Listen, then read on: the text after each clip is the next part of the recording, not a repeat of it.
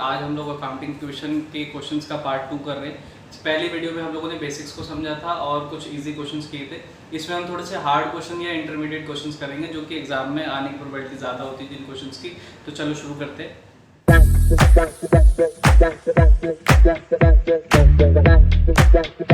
ये question number 10 है आपके 5th चैप्टर का अकाउंटिंग इक्वेशन का। तो चलो शुरू करते हैं। सबसे पहले मैंने फॉर्मेट बना रखा है date, transaction, assets, liability plus capital. Assets के नीचे मैंने और फर्दर डिवीजन कर रखा है कैश और गुड्स का। यहाँ पर हम लोग जैसे जैसे एसेट्स खरीदते जाएंगे फिक्स एसेट्स वैसे ही बाइफरकेट करते जाएंगे यहाँ पर। तो सबसे पहला है स्टार्टेड बिजनेस विद कैश 60,000, 60,000 से बिजनेस को स्टार्ट किया। तो मैं यहाँ पर ट्रांजेक्शन लिख दूंगा commence business with 60,000। Last video में हमने देखा था जब ओनर पैसा लगाता है तो उसको हम लोग कैपिटल बोलते हैं। तो 60,000 में कैश में कैपिटल में एंट्री कर दूंगा और ओनर जो है कैपिटल या पैसा जो है कैश में लाया है तो 60,000 हम लोग कैश में एंट्री कर देंगे। उसके बाद अगला है पे रेंट, एडवांस में दिया है 500 रुपये, हमने एडवांस में दिया है रेंट। पहले इसको समझते हैं हम लोग होता क्या है। रेंट दिया है वो भी एडवांस में, तो मतलब ये हमारा है प्रीपेड एक्सपेंस, ऐसा एक्सपेंस जिसके लिए हम लोगों ने पहले से ही पैसे पे कर दिए। तो पहली बात तो पैसे पे करे हम लोगों ने, तो कितने पे किए हैं 500। तो कैश में से 500 लेस कर दूंगा मैं। जैसे कि फर्स्ट वीडियो में मैंने बताया था कि हर एक एंट्री के दो इफेक्ट होते हैं, कोई मतलब कहीं ना कहीं दो इफेक्ट जरूर होंगे। तो एक इफेक्ट तो समझ आ गया, तो दूसरा इफेक्ट क्या होगा। तो पहली बात तो ये प्रीपेड एक्सपेंस है। प्रीपेड एक्सपेंस हमारी करंट एसेट्स बन जाते हैं। तो एसेट्स में एक मैं यहाँ पर डब्बा बना लूंगा प्रीपेड एक्सपेंस का और वो 500 की एंट्री में यहाँ कर लूंगा। 500 में 500 चले गए, कोई इफेक्ट राइट हैंड साइड नहीं जाएगा। तो अब नई इक्वेशन बना लेते हैं। 6,000 में से 500 गए, 59,500, 500 इक्वल्स टू 60,000। तो इक्वेशन मैच कर रही है। फिर उसके बाद थर्ड क्वेश्चन है, हम लोगों ने कैश और क्रेडिट पे सामान खरीदा है। तो थर्ड है परचेज गुड्स, कैश खरीदा 30,000 और क्रेडिट खरीदा 20,000। अब कैश और क्रेडिट दोनों खरीदा। पहले बताओ मेरे को माल कितने का टोटल हमने खरीदा 50,000 का। तो गुड्स के अंदर हम लोग 50,000 की एंट्री करेंगे, ठीक है। अब पैसे कितने देकर आए 30,000, तो 30,000 में यहाँ से लेस कर दूंगा। पैसे जो नहीं देकर आए, जो हमारे ऊपर अब लायबिलिटी है, जो कर्जा है जो अभी हमें चुकाना है वो है 20,000। तो हम यहाँ 20,000 की एंट्री यहाँ कर देंगे। फिर उसके बाद है फोर्थ, जिसके अंदर लिखा हुआ है हमने गुड्स सोल्ड किए हैं 30,000 के और कॉस्टिंग थी 20,000। तो पहली बात तो मैं यहाँ पर लिख दूंगा सेल्स गुड, कॉस्टिंग 20,000 यहाँ से लेस कर दीजिए और इसके बदले मुझे 30,000 रुपीज मिले, 30,000 यहाँ आ जाएगा। अब 20,000 का माल अगर मैं 30 में बेचने जा रहा हूँ तो मुझे प्रॉफिट सीधा सीधा 10,000 का हो रहा है। तो प्रॉफिट कौन लेगा, ओनर लेगा। 10,000 रुपये मैंने यहाँ डाल दी। उसके बाद है paid salary and salary outstanding. Salary outstanding को बाद में देखेंगे, पहले पेड सैलरी देखते हैं हम लोग।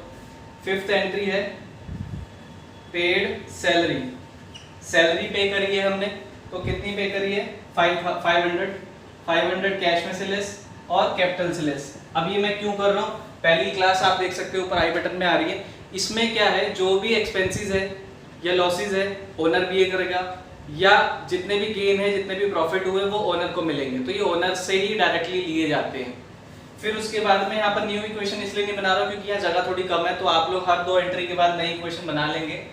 उसके बाद सिक्स्थ एंट्री है आउटस्टैंडिंग सैलरी की। तो पहली बात है आउटस्टैंडिंग सैलरी का मैं मतलब आपको first basic term of accounting में सिखा चुका हूँ। बेसिक आउटस्टैंडिंग सैलरी जो होती है वो हमारी करंट लायबिलिटी होती है। क्यों, ऐसा पैसा जो अभी हमें अपने जो एम्प्लॉयज है उनको सैलरी देनी है, अभी हमने दी नहीं है, तो ये हमारी लायबिलिटी बन जाएगी, ठीक है। कितनी है 100, तो 100 लायबिलिटीज में डाल दिया मैंने। अब 100 यहाँ डाल दिया मैंने, तो एक साइड तो इफेक्ट आ गया, दूसरी साइड क्या इफेक्ट होगा, दो इफेक्ट होते हैं ना हर एक एंट्री के। तो पहला इफेक्ट तो ये रहा, दूसरा इफेक्ट होगा कि ये कैपिटल से ही हाथों हाथ लेस हो जाएगी। क्यों, क्योंकि ये हमारा एक्सपेंस है और एक्सपेंस कौन बियर करता है, सारा का सारा कैपिटल। कैश में से इसलिए लेस नहीं करी क्योंकि ये अभी आउटस्टैंडिंग है, जिस दिन देंगे कैश में उस दिन कैश से लेस होगी है, अभी लेस नहीं होगी है। फिर उसके बाद अगली एंट्री है मोटरसाइकिल खरीदी है पर्सनल यूज के लिए, मालिक अपनी वाइफ को बिठा के उस पर घुमाएगा मोटरसाइकिल पे 5,000 की पे, ठीक है। तो बिजनेस कहता है भाई हमें कोई मतलब नहीं है, आप किसी को भी बैठाओ, वाइफ को बैठाओ, किसी को भी बैठाओ। तो 5,000 रुपये सीधा सीधा यहाँ पर हम लोग ड्राइंग में डालेंगे। तो एंट्री करेंगे ड्राइंग कैश में से लेस करेंगे 5000 और कैपिटल से लेस करेंगे 5000। तो चलो सारे क्वेश्चंस हो गए हमारे। हम इसको सम अप कर लेते हैं कि कितना कितना क्या क्या हिसाब बैठा। तो 59000 ये थे, 59 में से 30 गए, 29500 यहाँ लिख देता हूँ मैं। 29500 में 30,000 ऐड कर देंगे तो हो जाएगा 59500। 59500 में से 5500 लेस किए 0 0 0, दिस इज 4 and 5, 54000। कैश कितना आया? 54000 आया हमारे पास। फिर उसके बाद है 50 - 20 विच मीन्स 30, 500। इसको भी सम अप कर लेंगे 54 84 84 500। तो ए लेफ्ट साइड का टोटल आया 84 500। राइट हैंड साइड का देखते हैं 20,000 तो 20,100 रुपये प्लस 60 था, ये 70 हो गया। 70 में अगर हमने 5 और ये 656 रुपये माइनस करें तो 70,000 माइनस 5600 0 0 4 9 4 6 64 2100 प्लस करेंगे 500 4 6 7 8, तो आ गया ना बराबर 84 500। दोनों साइड मैच हो गई, हम लोगों ने ये क्वेश्चंस पूरा कर लिया।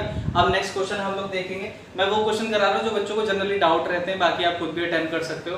15th क्वेश्चन करेंगे अब हम लोग अकाउंटिंग इक्वेशन का। तो चलो शुरू करते हैं। फॉर्मेट मैंने बना ही लिया है। तो पहले कह रहे डी महापात्रा ने बिजनेस स्टार्ट किया है, कैश भी लाया है, चेक भी पेमेंट कर रहा है, गुड्स भी ला रहा है, मशीनरी भी ला रहा है, फर्नीचर भी ला रहा है, सब कुछ घर का सारा बिजनेस में उठा के ले आया है भैया, घर वालों को कर दिया इसने बाहर। तो पहला लाया है कैश। तो फर्स्ट है कमेंस बिजनेस विद कैश। ये ट्रांजैक्शंस आप लोग लिख लिए क्योंकि यहाँ थोड़ा सा स्पेस कंस्ट्रेंट रहता है तो इसलिए मैं नहीं लिखता हूँ, आप लोग लिख लिया जिगरी। तो कैश अकाउंट, कैश में हम लोग डालेंगे 50,000। फिर गुड्स में हम लोग डालेंगे 60,000। बंदा चेक भी ला रहा है तो बैंक में हम लोग डालेंगे 1 लाख। मशीनरी ला रहा है, इतना सब कुछ लाया है, घर वाली से माल जरूर पड़ेगी इसे। मशीनरी लाया 1 लाख की और फर्नीचर भी लाया है जो इसको दहेज में मिला था 50,000। ठीक है, सब कुछ ले आया, टोटल कर लो। ये हो गए 1 और 1 2 लाख, 250 3 लाख 3,60,000। तो कैपिटल में 3,60,000 रुपए डाल देंगे हम लोग। फिर उसके बाद अब थोड़ा सा कॉम्प्लिकेटेड टर्म है, कह रहा है 1/3 जो गुड्स है ना वो प्रॉफिट 10% प्रॉफिट पे सोल्ड कर दिए और आधी पेमेंट कैश में रिसीव हुई है, आधी मिली ही नहीं है। तो पहली बात है 1/3 गुड्स, तो विच मीन 60,000 का 1/3 इंटू 1/3 विच बिकम्स 20,000, उसका 10% प्रॉफिट, तो इसका 10% प्रॉफिट इंटू 1/10 अपॉन में 100 1 2 3, तो लगभग 22,000 रुपए का इसने माल बेचा है। 22 में से 11,000 तो कैश मिल रहे हैं, 11 उधार है, मतलब पैसा नहीं दे रहा वो। तो यहाँ पर सेकंड एंट्री करेंगे हम लोग सोल्ड गुड्स, 11,000 तो कैश मिल रहा है, ठीक। और दूसरी बात है गुड्स कितनी वैल्यू की जा रहे हैं 20,000 के, तो 20,000 यहाँ से लेस करेंगे, ठीक है। अब एक डब्बा और बनाना है यहाँ पर कस्टमर का, जिसको हम लोग डेटर बोलते हैं, जिसमें 11,000 डालेंगे। अब मुझे बताओ 20,000 का सामान 22 में बेच रहा है, 2,000 का प्रॉफिट है, मालिक लेके जाएगा ना, घर वाली गुस्सा बैठी इतना सारा सामान लेकर आया ये, तो समझ आ गया। अच्छा मैंने डेटर में 11,000 क्यों डाले, अभी तो बताया 11,000 रुपए ही तो पेमेंट कर रहा है वो, हाफ पेमेंट कैश में दे रहा है, आधा पैसा दे नहीं रहा है, तो उधार है ना, तो उधार की एंट्री यहाँ करेंगे, कैश की एंट्री यहाँ करेंगे और जो गुड्स की वैल्यू उसको यहाँ डालेंगे, ठीक है, खत्म। थर्ड क्वेश्चन, डेप्रिसिएशन मशीन पे लगा रहा है 10%। पहली बात तो डेप्रिसिएशन क्या होता है, ये मार्कर मैंने 10 का खरीदा, अब मैं इसको बेचने जाऊंगा तो हो सकता है ये 5 का भी बिक जाए, 5 या 4 या जो भी बिके, पर ये 10 की एग्जैक्ट वैल्यू का नहीं बिकेगा, कुछ ना कुछ फॉल इन द वैल्यू जरूर होगा, तो उसी को हम लोग डेप्रिसिएशन बोलते हैं। जब हम कोई चीज़ यूज़ कर लेते हैं, जैसे मेरा मोबाइल फ़ोन मैं यूज़ कर रहा हूँ, तो जब उसकी मैं सेकेंड हैंड वैल्यू लगाऊंगा तो वो कहीं ना कहीं जो ओरिजिनल वैल्यू से डिक्रीज होके आएगी, तो वही डेप्रिसिएशन कह रहा है 10% लगाया। तो थर्ड एंट्री है डेप्रिसिएशन, किस पे लगा भाई, मशीनरी पे 10%, तो मशीन का 10% विच मीन्स 10,000। अच्छा ये मेरा एक तरीके से लॉस ही तो है, तो लॉस कौन बियर करता है, कैपिटल बियर करता है, तो 10,000 यहाँ से लेस कर देंगे। नई इक्वेशन बना लेते, 50 तो ये हो गया 6 सॉरी 61,000, 40,000, 1 लाख, 90,000, 50,000, 11,000 और ये हुआ 350, 350 में 2, 352। ऊपर चेक कर लेते हैं, इनको जोड़ लीजिए आप, ये इतना बैठना चाहिए। फिर उसके बाद है फोर्थ क्वेश्चन कह रहा है कि कैश विड्रॉ किया है पर्सनल यूज के लिए, 10,000 रुपये ले गया, राखी आ रही थी भैया गिफ्ट ले जाने, मिठाई ले जाने, 10,000 रुपये लग जाएंगे आराम से। तो मालिक 10,000 रुपये बिजनेस से विड्रॉ करके ले गया, तो यहाँ पर हम लिखेंगे ड्रॉइंग्स बाय ओनर, 10,000 रुपये यहाँ से लेस करेंगे और 10,000 रुपये ओनर के फंड से लेस करेंगे, मतलब कैपिटल से लेस करेंगे। फिफ्थ क्वेश्चन है इंटरेस्ट ऑन ड्राइंग की एंट्री है, कितना चार्ज करना है 5%। अब इंटरेस्ट ऑन ड्राइंग का मतलब है जो मालिक ने पैसे निकाले उस पर हम लोग इंटरेस्ट चार्ज करेंगे। अच्छा मुझे बताओ, क्या मैं इंटरेस्ट चार्ज करूंगा तो कहाँ से चार्ज करूंगा? ओनर से। तो अगर मैं देखूं इसका ड्राइंग का 5%, तो 10,000 का 5% कितना होता है? 500। तो 500 मैंने लेस कर दिया। लेस करने के बाद मिलेंगे भी अल्टीमेटली किसी को, मालिक को ही मिलेंगे। मतलब एक बात हो गई, ये पेन है इस हाथ में, इससे मैंने इस हाथ में ले लिया, तो मतलब मालिक से ही लेकर के मालिक को ही पैसा देना है, तो मैं यहीं से लेस और यहीं से ऐड कर दूंगा, जिसका इफेक्ट हो जाएगा नील, और लेफ्ट हैंड साइड पे कोई भी एंट्री नहीं होगी किसी भी प्रकार की। ठीक है, ऐसे करते हैं हम लोग इंटरेस्ट ऑन ड्राइंग की एंट्री। तो मैं लिख देता हूँ इंटरेस्ट ऑन ड्राइंग। ठीक है, सिक्स्थ एंट्री है जिसमें कह रहा है goods sold to Gupta for 10,000 और बिल रिसीवेबल लिया है हमने। अच्छा, बिल रिसीवेबल होता क्या पहले ये समझ लो। मैंने आपको सामान बेचा, सामान, मुझे आप पे भरोसा नहीं है, सामान बेचा, तो मैंने कहा भाई मेरे को एक काम करो, रिटर्न में कुछ लिख के दो कि आप मेरा पैसा लेके नहीं भागोगे और 3 महीने में मेरे पैसे लौटा दोगे। ठीक है, तो अब हम लोग उसको बोलेंगे BR। यहाँ पर हम लोग एक बॉक्स और बना लेते हैं, इक्वल्स टू को छोटा कर देते हैं थोड़ा, और यहाँ पर हेडिंग डालेंगे BR, जिसको बोलते हैं बिल रिसीवेबल। अब कितने का सामान बेचा? 10,000 का। यहाँ पर लिखेंगे सोल्ड गुड्स टू गुप्ता, 10,000 यहाँ से लेस कर देंगे। फिर ये 10,000 हम BR में एंट्री करेंगे। BR में एंट्री इसलिए करेंगे कि वो BR में संभाल कर रखूंगा और 3 महीने बाद उस BR के बदले उससे पैसे ले लूंगा। ठीक है, अब उसके बाद अगली एंट्री है, हमने गुप्ता से वही मैच्योरिटी हो गई, 3 महीने बीत गए, गुप्ता से 10,000 रुपये अब हमें रिसीव हो गए। तो अगली एंट्री हम लोग 7वीं करेंगे, रिसीव फ्रॉम गुप्ता 10,000, और किसके बदले है? इस BR के बदले। तो इस BR को अब मैं लेस कर दूंगा। मैंने इसको लेस क्यों किया मुझे ये बताइए। मेरे पास 10,000 का BR था, जब मैंने इससे पैसे ले ही लिए तो अब उस BR की वैल्यू तो 0 हो गई, क्योंकि मैंने वो BR रखा ही क्यों था? ताकि गुप्ता से पैसे लेने थे, मिल गए पैसे हमें वापस। ठीक है, समझ आ गया? आगे चलते हैं हम लोग। अब इसको टोटल कर लेते हैं, क्वेश्चन तो हो गया हमारा। ये आ गया था 61,000, 61,000 में से 10,000 हटाने हैं, फिर 10,000 ऐड करने हैं, तो ये पूरा का पूरा ऐसे ही आ जाएगा नीचे। तो 40,000 में से 10 गए, 30,000, 1,00,000, 90,000, 50,000 और 11,000। तो इतना सब कुछ है, सबको जोड़ना है। अब चलो जोड़ते हैं। 91,000 तो यही हो गए, 1,91,000, 1,91,000, 90,000, 50 एंड 11। तो एक और एक 2, 6, मतलब 6 हो गया ना यार, ये तो 15, 15 और 9, 24, 3,42,000। ठीक है, इस साइड का देखते हैं। 3,52,000, 3,52,000, ये तो 0 हो गया, और 3,42,000। तो क्या बात है, मजे आ गए। 3,42,000 दोनों साइड मैच हो गए, खत्म क्वेश्चन। अब हम करेंगे, ये है क्वेश्चन नंबर 16।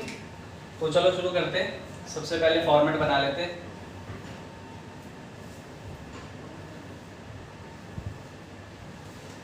और एसेट्स को डिवाइड कर लेते हैं। सबसे पहले मेन है कैश, जिसके बिना आपको कोई पूछेगा नहीं, तो कैश होना बहुत जरूरी है जेब में। फिर है सेकंड है गुड्स, जो कि जिसका होना भी बहुत जरूरी है। तो चलो पहला है, सुनील ने बिजनेस स्टार्ट किया 1.5 लाख रुपए से। सुनील ने बिजनेस स्टार्ट किया है, दहेज में गाड़ी मिली थी सुनील को, वो बेच करके वो 1.5 लाख रुपए लेकर आया है। तो कैश में हम लोग 1.5 लाख रुपए एंट्री कर देंगे, और कैपिटल में 1.5 लाख रुपए एंट्री कर देंगे, क्योंकि मालिक का लगाया हुआ पैसे को हम लोग कैपिटल बोलते हैं, ये मैं बार बार बता चुका हूँ। फिर उसके बाद हमने बैंक अकाउंट खोला, 25,000 रुपए कैश में से बैंक में डिपॉजिट करके आए। सेकेंड एंट्री है डिपॉजिट इनटू बैंक, हमने 25,000 रुपए कैश से डिपॉजिट करे तो 25 कैश से लेस होंगे, एक फर्दर डिवीजन हो जाएगा एसेट्स में, 25,000 रुपए की प्लस में एंट्री बैंक में हो जाएगी। क्यों हो जाएगी?